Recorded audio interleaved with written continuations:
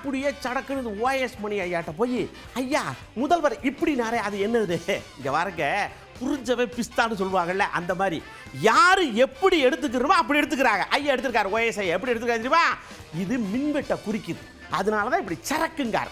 சரக்குன்னு ஒன்று போகுதா, சரக்குன்னு ஒன்று வருதா, அப்படித்தான் நீங்கள் எப்படி வேணாலும் எடுத்துக்கோங்கன்னு சரக்குன்னு நழுவிட்டார். இந்த பதிலுரை என்பது கவர்னர் உரை சார்ந்த கருத்துக்களை எதையும் முதலமைச்சர் அவர்கள் எடுத்துக்கொள்ளவில்லை என்பது என்னுடைய கருத்து.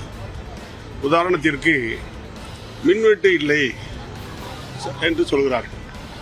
மின்வெட்டு இல்லை என்று ஒரு முதலமைச்சர் சொல்கிற பொழுது இன்றைய மின் உற்பத்தி எந்த அளவுக்கு இருக்கிறது, மின் தேவை, நுகர்வோர் தேவை எவ்வளவு இருக்கிறது, இரண்டுக்கும் இடையே இருக்கிற இடைவெளி எவ்வளவு, இது எப்படி சரி செய்யப்படும், அல்லது இடைவெளி இல்லை எதை சொல்லணும், எதுவுமே இல்லாமல் மின்வெட்டு இல்லை என்று சொல்கிறார்.